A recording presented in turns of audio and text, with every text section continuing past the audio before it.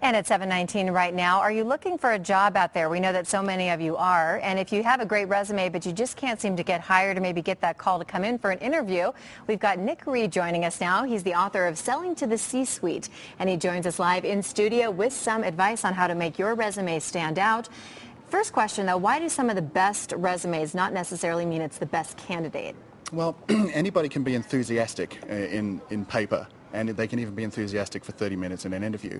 So when people are looking at a resume, of course everybody pads it out to make it look like they're the best candidate. Sure. Right? So interviewers really are asking more searching questions of candidates these days than ever before to make sure they're bringing the right people into the company. Well, we know we've done a lot of different stories here on Good Day Colorado where we've gone out and talked to people who are looking for jobs, and they can't figure out why they send out 10, 20, 30 resumes a day. They don't get a single phone call. Does anyone actually even look at resumes anymore? Well, they do, but they're looking for certain filters. So they'll look to see, do you have experience in the industry? They'll be looking at, are you able to express what you do and your value as briefly as possible? They don't want 10-page resumes, sure. Right? So the thing you need to think about is that you're writing like a newspaper article, and you put the best news up front and you keep it really short. Okay, and here's some interview tips that you've put out in your book. You say, make sure you show that you've done your homework, you know about the firm, you know about the company. What do you mean by interview the interviewer? So many times you'll go to an interview and you'll be at the mercy of the interviewer. They'll ask you all the dumb questions. Where do you want to be in 10 years? You know, why should we hire you instead of somebody else? I mean, what really impresses them is when you demonstrate you've done your homework and you're actually interviewing them to say, well, let me ask you some questions. For instance, if I was to get a job here, what would you say would be some of the things that I'd have to most adjust to fit into the culture here so I can make a positive contribution?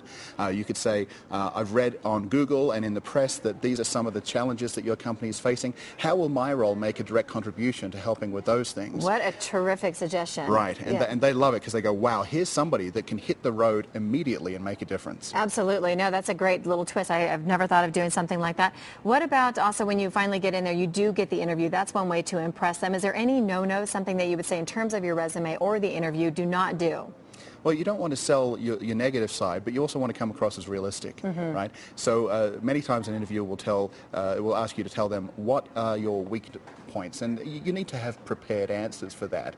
Not such that they'll disqualify you, but at least show that you're self-aware. So always have something up your sleeve. So it seems like the main key here is preparation. Also, you say articulate and aware. What does this mean? Well, we call it the ABCs. For the 10-year research that we did on what executives look for when they're recruiting staff or when they're recruiting suppliers as business partners, they want to make sure that the people can articulate their value very clearly and that they're aware of what they do is relevant for the company. So they're saying, are you aware of what value you bring? Can you articulate it clearly?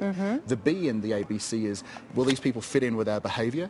And can they clearly tell us what their benefits are going to be? Otherwise, why are we talking? And the C is all about, do they come across as credible and capable to do the job that we're hiring for, whether you're an employee or whether you're a supplier selling to the organization.